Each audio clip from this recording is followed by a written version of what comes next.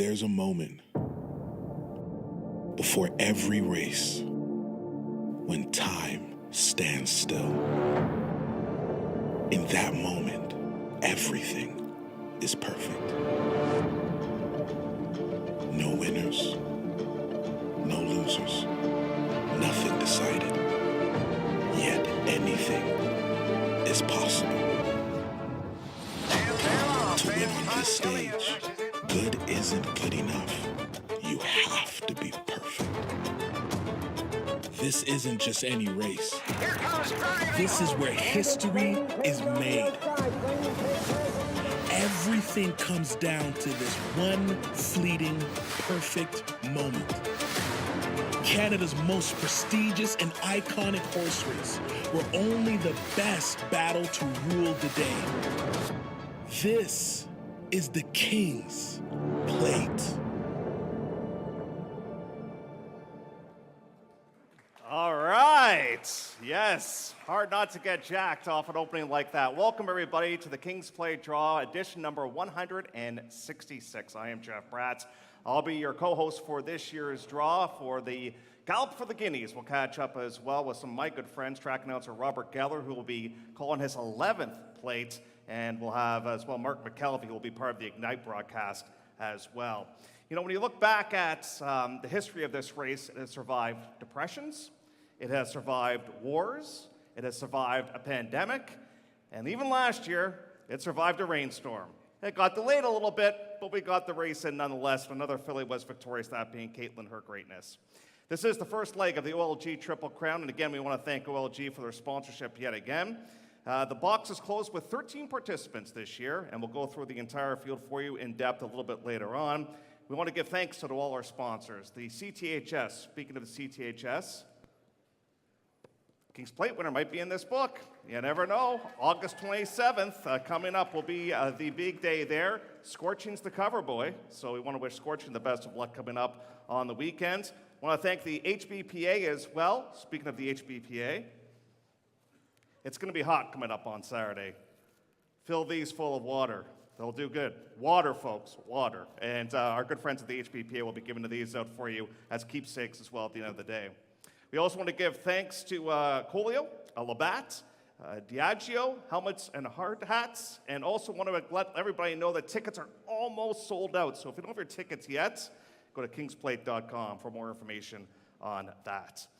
So again, the box is closed with 13. The morning line favorite at 7-2 is the filly. That is No Time. We'll see where she draws, and we'll see if Mark Cass can pick up another plate victory. With more on what we are so excited about, and everything's changing here at Woodbine. Every time I drive in, there's GO stations being built. There's all kinds of excitement taking place. And with more on that, we'll bring in the CEO of Woodbine Entertainment, and that is Michael Copeland. Michael?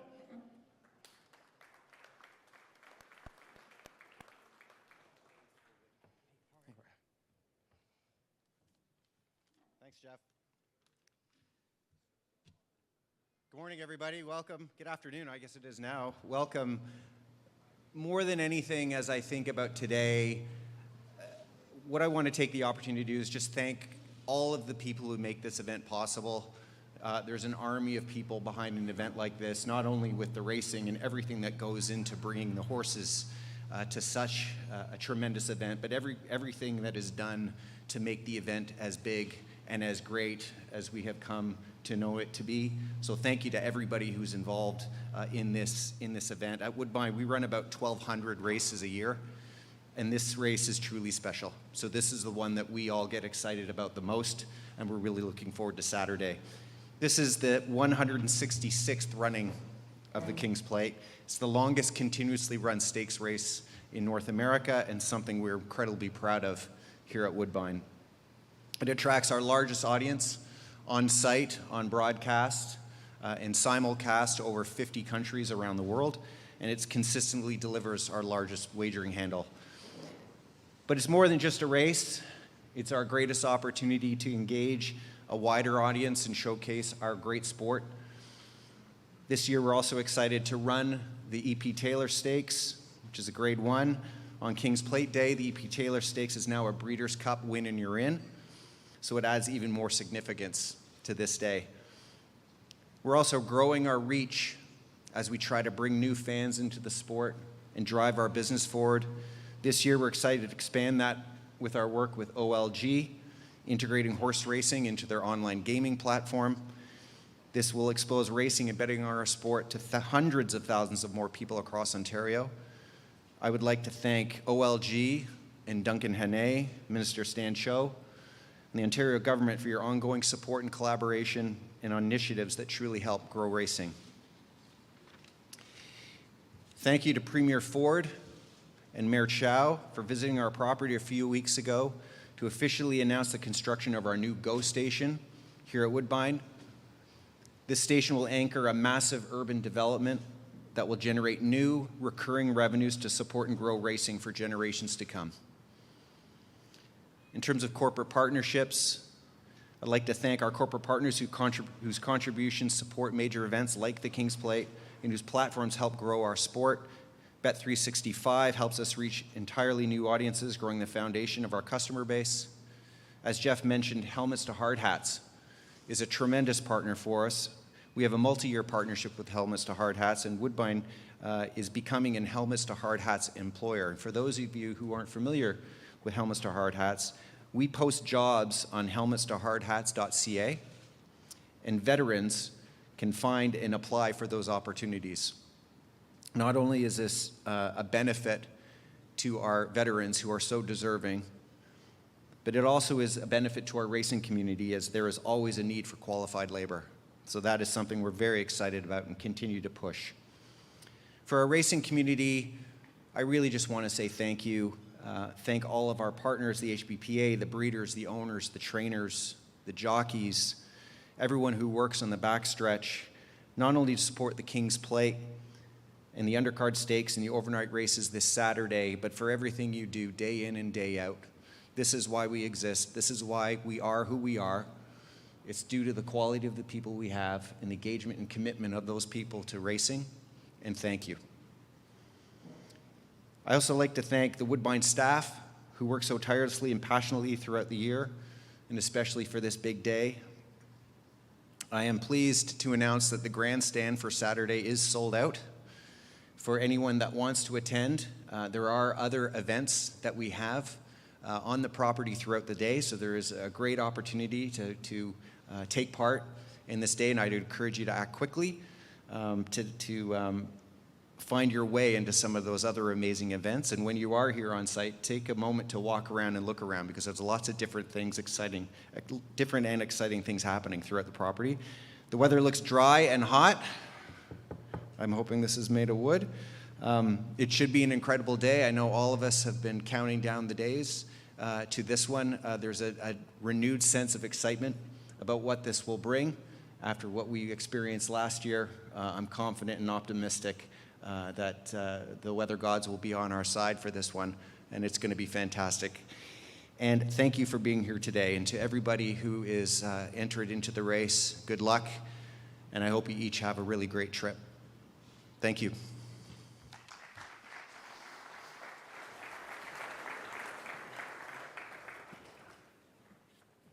Thank you to Michael for taking time to give us that, a little bit of a preview as to what we can expect coming up on the program on Saturday. I'd like to bring in a couple of guests here as well that are going to help us out with the draw today. One of them is going to be part of the Ignite broadcast. We'll have more on that coming up a little bit later on. He is Mark McKelvey, and our track announcer here at Woodbine Entertainment, the voice of Woodbine, track announcer Robert Geller. How about a big round of applause? All right. There you go.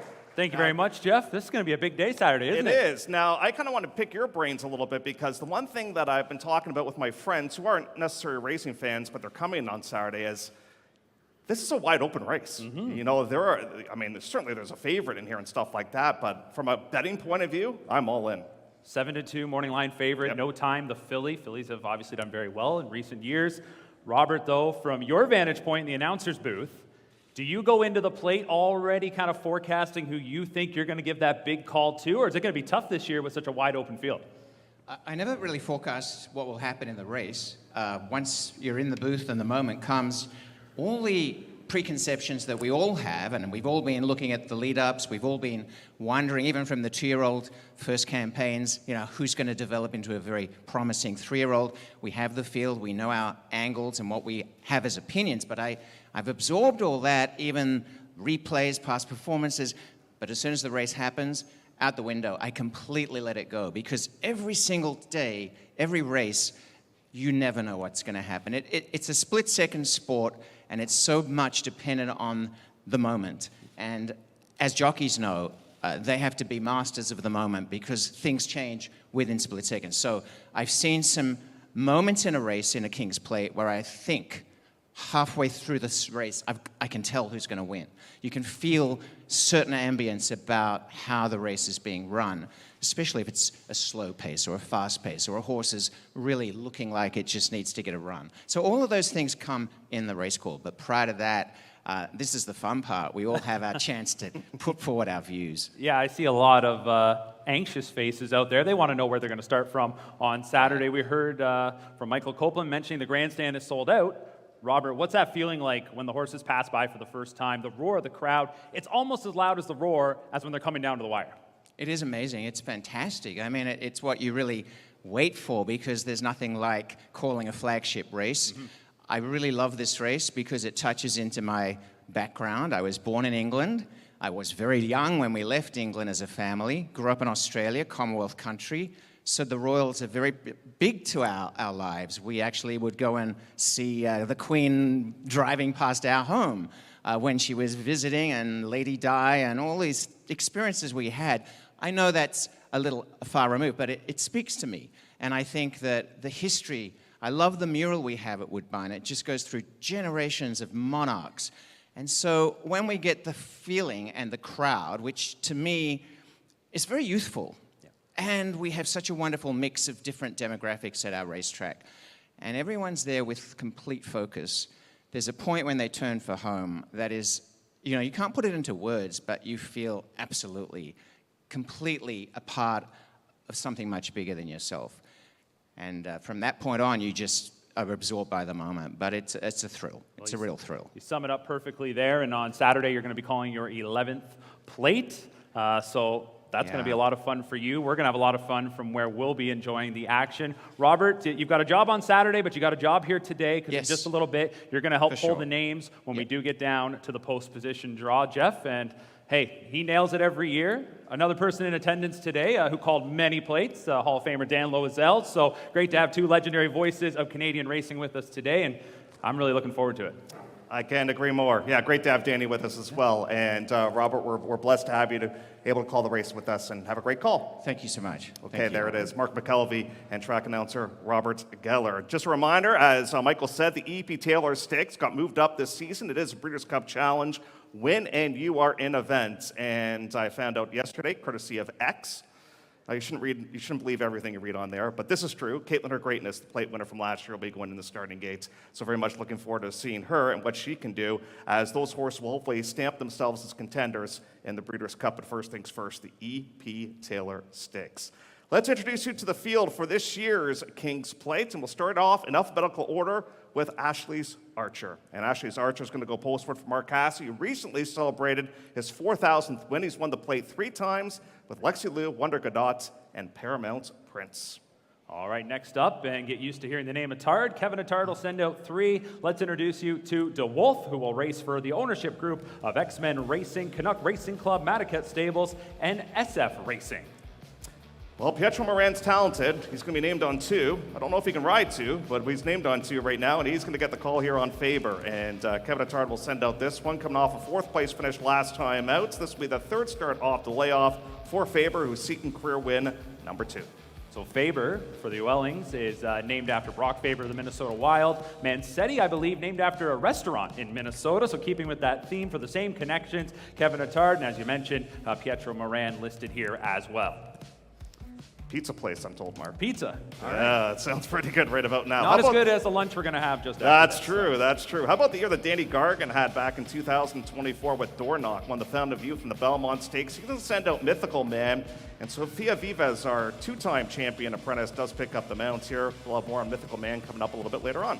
All right, well, we talk about the filly, and here's your 7-2 morning line favorite, No Time, the Woodbine Oaks winner, looking to be the latest filly to capture the plate for 3-time plate-winning trainer Mark Cassie and owner Gary Barber. Hall of Famer John Velasquez will be in the irons. Speaking of Hall of Famers, trainer Josie Carroll in the Canadian Horse Racing Hall of Fame has won the plate 3 times, 2006, 2011, 2020. The youngster, Fraser Abley, gets the call with Notorious Gangster off a second-place finish in the Plate Trial Stakes. And next up will be Runaway Again for trainer Sid Attard, owner Stronach Stables. The least experience in the field, 1 start, but 1 win. And we'll look to keep it going on Saturday. Your jockey will be Javier Castellano. The cover boy on the CTHS sale catalog, Scorching, going postal for Johnny Charlambus. I read a press clipping.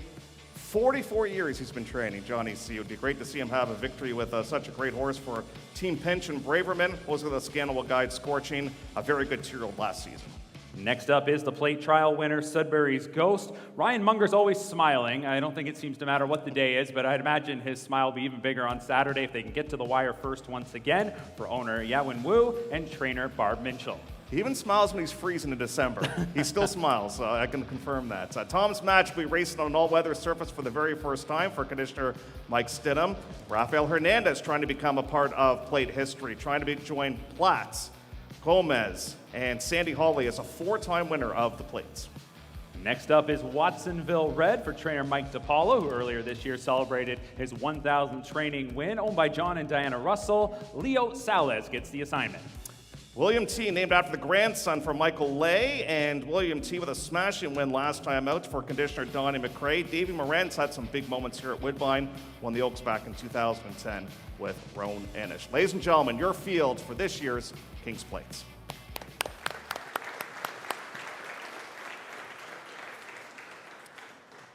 Alrighty, let's find out where the starters are going to be starting from. So we're going to bring back up Roberts, and we'll bring up the Vice President of Thoroughbred Racing here at Woodbine, Tim Lawson, who's going to help us out with the draw. Now, this is a traditional draw. I know in previous years we've done the double draw. This is a traditional draw. The number that is picked, that is where you will be starting from. Ernie Perry has given me the odds for this year's King's Plate. I will give that to you once the draw is completed. So just confirming with my good friend to the right here, Mr. Lawson, the box closing with 13? Yes. 13 will go into the starting gate. 13 Canadian breds with a chance to become a part of Canadian racing glory. So the P's are in, papers are in.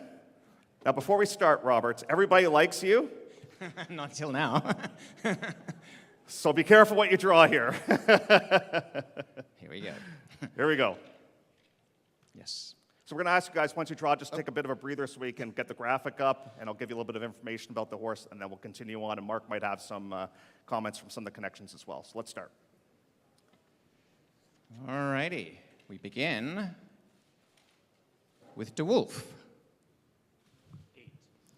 8. Post position number 8 for Dwolf. Has been working extremely well so far this season for conditioner Kevin Attard, looking to put everything together coming up on Saturday.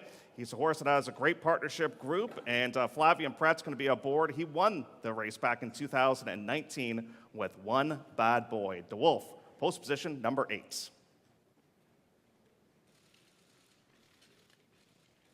Ashley's Archer. 13. Way on the outside for Ashley's Archer. Post position number 13 goes in the starting gate for Gary Barber and Arching Racing LLC. Sahin Savachi will be aboard. Sahin and Mark teamed up for a second place finish not all that long ago with My Boy Prince. Way on the outside, post position number 13 for Ashley's Archer. Manetti. 1. Post position number 1 for Manetti. Manetti has really blossomed this season. At one time was thought to be a sprinter, but now has shown an experience edge, and it's coming off a big win last time out in the Marine. Pietro Moran will be aboard for the second consecutive time, and we'll find out for more information on Manetti as we catch up with Mark McKelvey. All right, thank you very much, Jeff. And Kevin, Manetti, first of all, have you ever ate there? Have you ever ate there? No, not yet, actually. Maybe if a win is in order, the Ewellings will kind of buy us a dinner there at Manetti. So, Well, they're waiting still to hear where Faber will start, but talk about the Ewellings for a second. They've been big supporters of Woodbine, big supporters of yours. What would it mean to win a plate for them? Yeah, obviously very special. They've supported Canadian racing, Woodbine here for a long time. They breed a lot of their mares here locally. So, you know what I mean, anytime somebody invests that heavily into the game, you always wish them success. So, you know, they've got two good opportunities here on Saturday, and we're excited to be here. All right, well, what about Manetti, though? This horse has been up and down at times, but got a lot of ability. The rail. Yeah, I just told Pietro it's the shortest way home. So, you know, obviously you're in the inside. Hopefully they're double loading again, as they have in the past. So, you know, you always need luck in these kind of trips, and we've got the right pilot aboard, and I'm very confident in Pietro's abilities and the horses. So we've got a great jockey, great horse, and let the games begin. All right, well, thank you very much, Kevin. Best of luck. I know there's still a little more work to do for your stable. And Pietro, we'll come to you a little later on. I hear your dad's not here, so this could be the day to really let us know how you truly feel. All right, Jeff, let's continue with the draw. Some good old family trash talking. I kind of like that. Yeah, post position number 1 for Manetti. Kevin, one of the very few trainers to win a King's Plate and a Queen's Plate as well. Tom's Magic. 11. Post position number 11 for Tom's Magic, who is coming off a pretty impressive win last time out and has been training down at Delaware, getting ready for this big dance. Rafael Hernandez will be aboard. Won the Black Gold Stakes at the Fairgrounds, won the Tail of the Cat at Monmouth last time out. This one is out of a mare named Dixie Chicken, who did produce an Oaks winner. Tom's Magic will start from post position number 11.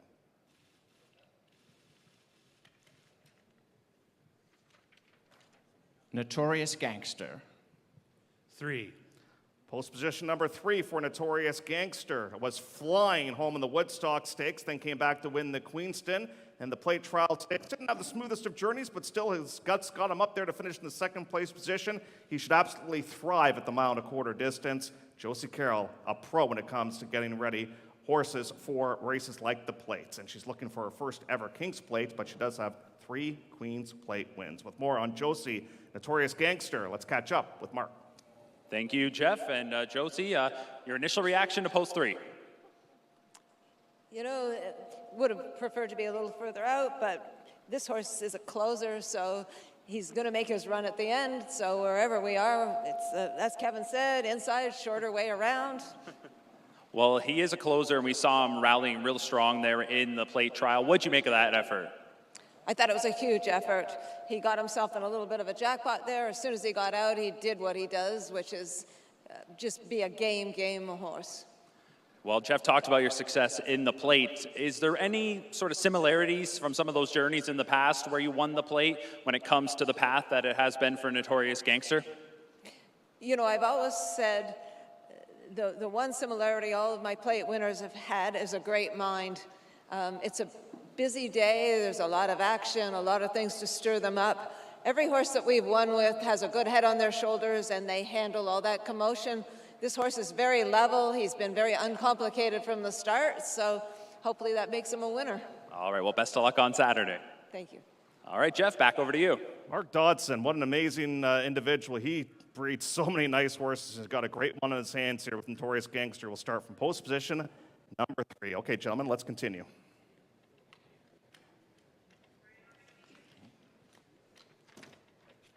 Mythical Man.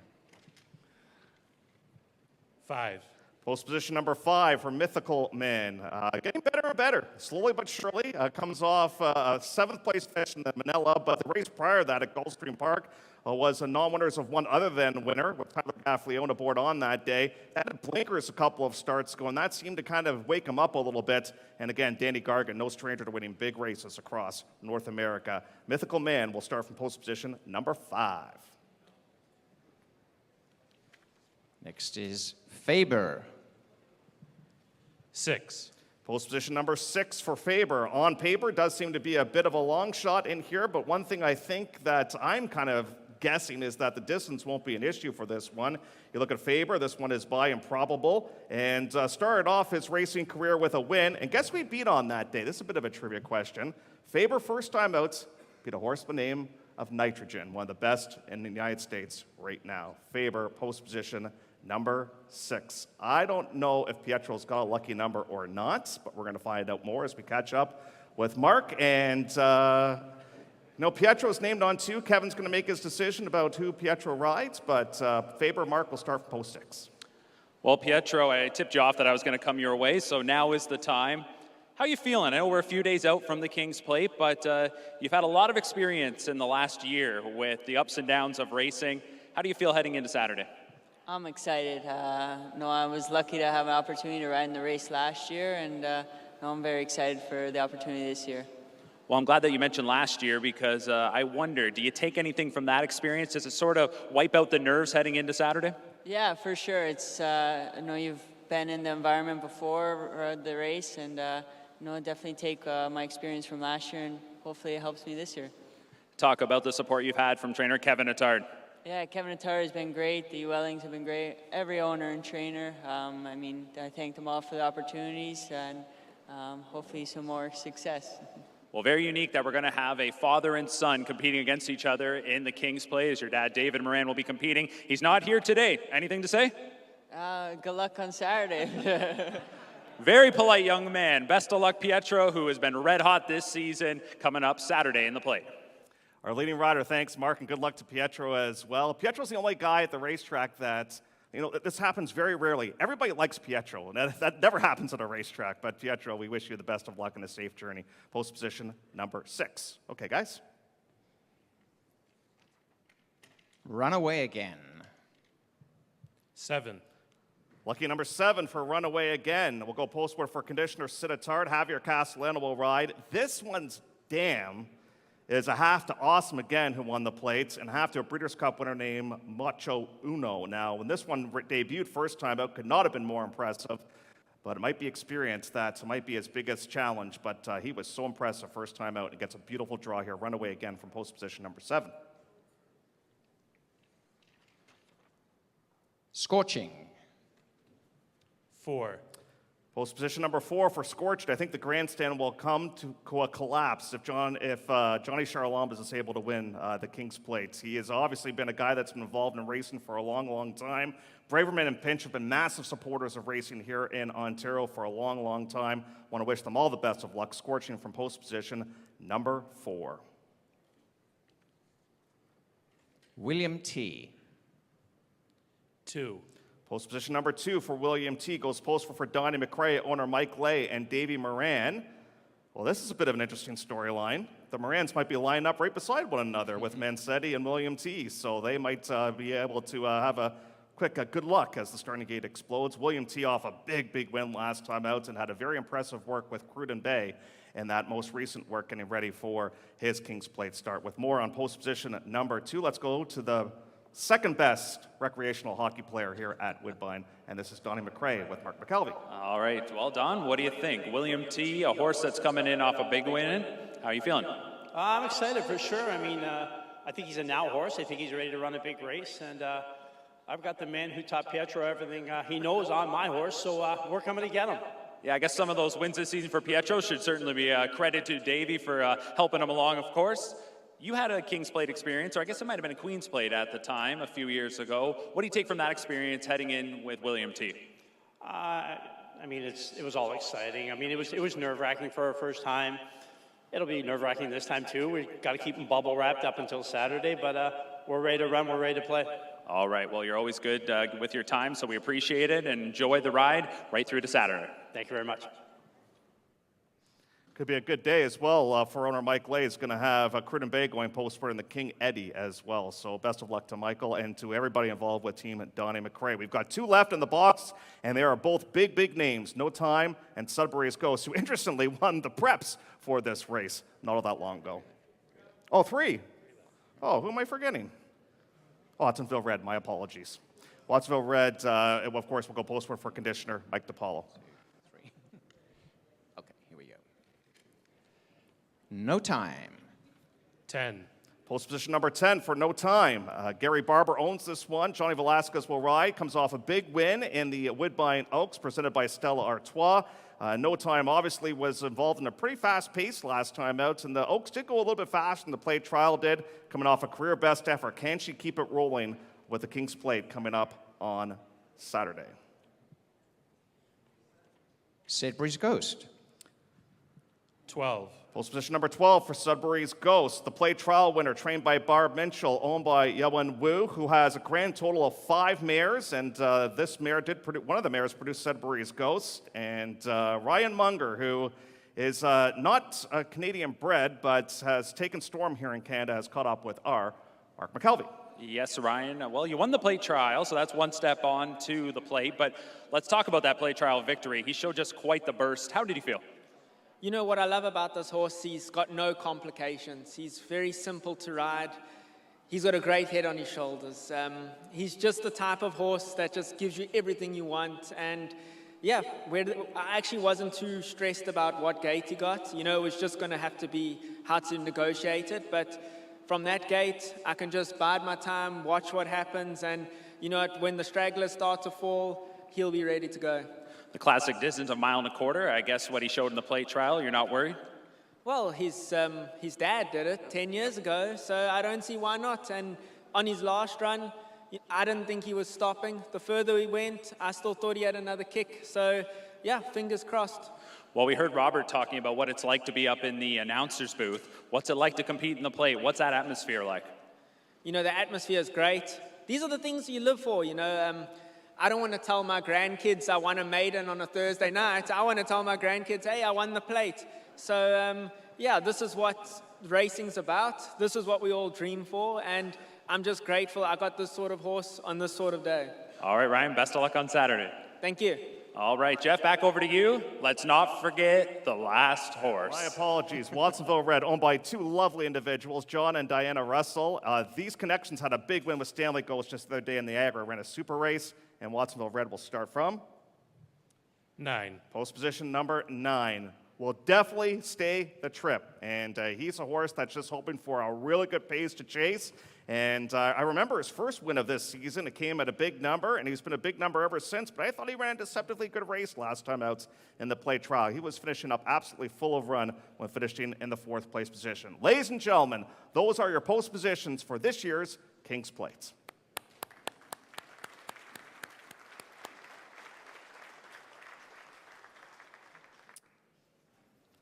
Now, we do have the odds, courtesy, they are on the screen right now, courtesy of our morning line odds maker, that being Ernie Perry. Morning line favorite, installed at odds of 7-2, is No Time. At 9-2, the second choice is Notorious Gangster, and the third choice at 5-1 is Tom's Magic. But there's a look at the odds, and thanks to Ernie for giving us the odds so far out from the start of the race. The King's Plate, edition number 166, taking place coming up on Saturday. Just a couple of other information notes that I want to pass along when it comes to the big day.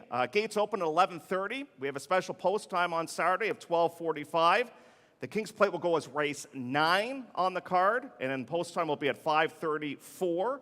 It will be on Sportsnet 1 and City TV from 4 to 6. Tickets are almost sold out. As Michael mentioned, we have very selective packages still available. And what about these guarantees? This has got me salivating. Look at these guarantees. $1 million in pick 5 guarantees. The early pick 5, the middle pick 5, the late pick 5. We got mandatory payouts when it comes to the power pick 6 and the jackpot high 5. Don't forget about that low takeout wager too, the Kings and Queens pick 3. That makes up the King's Plates, the EP Taylor, and the Bet365 King Eddie stakes. That will have a low takeout of 15% and a $5 base bet as well. Here's a little bit of a cool thing that I want to pass along as I walk over, and I hope not to fall. Here's a look at all the trophies that everybody's going to go for. Of course, you've got the Triple Crown Trophy. You've got the Prince of Wales Trophy, Breeders' Plate. But check out this, a 1902 trophy. And just so cool to see, you know, how the history of the race right here and how things have evolved as well. And I can't imagine what it's like to raise a trophy like this. I mean, I was never a good hockey player, so I knew I was never going to raise the Stanley Cup. Some say I'm not a good handicapper. That might be accurate. But one day, you know, as owners, that's what we all want to raise, is the trophy that belongs to the King's Plate. And of course, the Triple Crown trophy. Wanda, the last one to do it. I remember Dan Loiselle's call when Wanda won the big race. Not that long ago, I just thought the grandstand was going to go off the roof. Like, I just thought it was going to raise up. It was just such a great thing. I want to thank track announcer Robert Geller for joining us, Mark McKelvey as well. And again, post time on the big race day will be 12:45. Enjoy the rest of your day, everybody, and have a safe trip.